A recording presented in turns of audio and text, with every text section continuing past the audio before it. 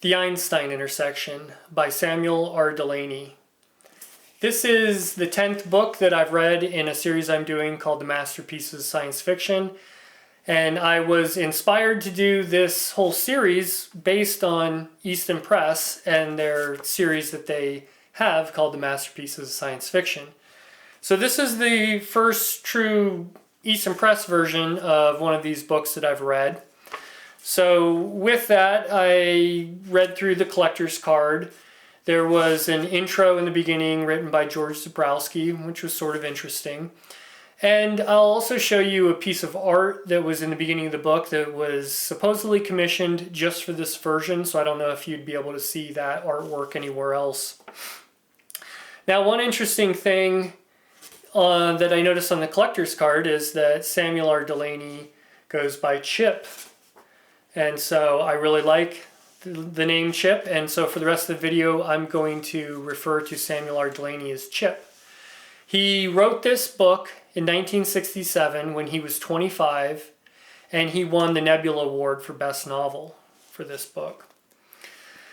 Now this, I'll be right up front, this is the biggest disappointment for me so far in this series, and it could be personal preference. I'll try to articulate what didn't work for me in this book, and maybe those things aren't that big of a deal for you, and maybe you will enjoy the book if you're looking at this video as a reason to maybe read this. If you've already read this book, I'd be really interested to see what you think about it. It seems like it would probably be a very polarizing book. You either love it or hate it. I don't know if there's much middle ground in this book. And I'll start off talking about the plot of this book. The plot is probably not the main thing carrying this story or this piece of art, more is what I would consider it. But we kind of are in this, what appears to be this like future Earth. And it gave me a lot of Book of New Sun vibes from Gene Wolfe, where there's some links and references to our modern day world as well as some other things, but you can tell it's so far future that things are completely different in some aspects. Now we follow the main character, Lobi, in this book, and basically he's living in this kind of tribe-like environment. And there's someone who he deeply cares about that something happens to them. So he goes on kind of a quest to go see if he can save this person.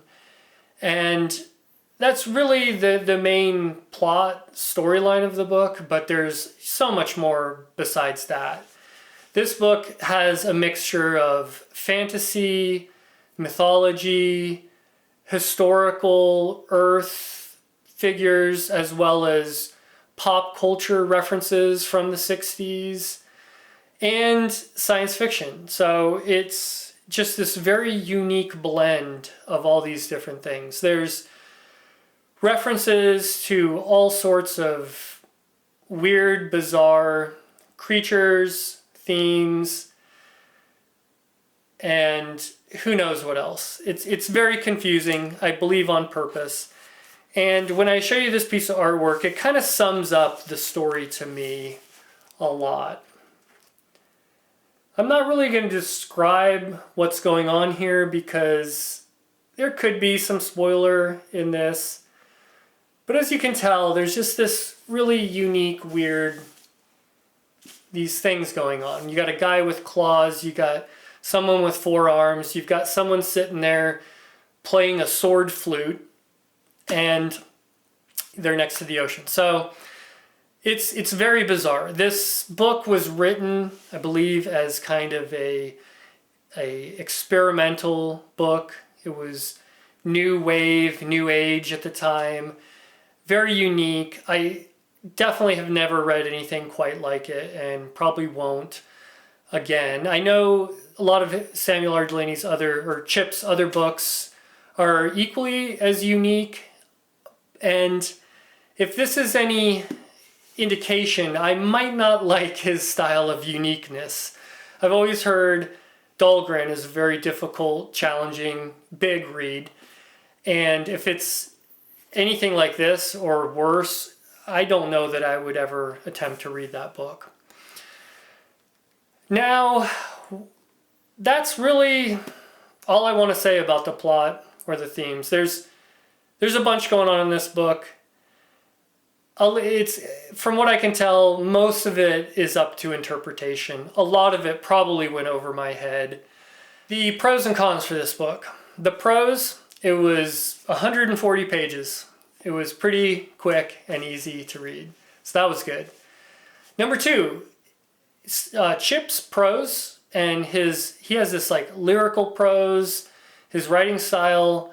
There's some really great passages that almost read like poetry or lyrically, like I said. So that was very good at times. At other times, I believe it was purposely confusing. Now the cons for this, I really don't like books that you need some sort of philosophical decoder ring to try to figure out what the author is trying to say. Even if you have your own decoder ring, it's probably not going to be the same as someone else's. And I know people like those kind of books. They like to try to dissect it and figure that out. That's just not a style that I'm into. I would say if you want to try reading this, if you pick up a copy or find it at the library or something, start it. It's very short. You'll get into the writing style and some of the weirdness right away. And if you like it, you'll probably like most of the book. I did sort of like it in the beginning. And I never really thought that I wasn't going to finish it, because by the time I started hating the book, or sort of hating it, I was like over halfway through, and I read it in 2 short sessions over 2 days. So it's not a very difficult read. Now, that's about it. I'm only going to give this book two stars. I was not very happy about it. It's just the way it is. It wasn't for me. And like I said, I'm sure a lot of stuff flew over my head when I was reading some of this. I don't really like deducing allegory and all these weird, crazy metaphors. I'm okay with some metaphor as long as I get something out of it at the end, or it feeds some coherent plot. But I just didn't get that in this book. So that's where I'm at on that. And what I'm reading next is a recommendation from one of my viewers. And I looked up the book when he recommended it, and I saw it was on Kindle Unlimited for free. So I just downloaded it on my e-reader. And this is Elder Race by Adrian Kajczowski. I can never pronounce his name right. So that's what I'm reading next. It's a very short 200-page book.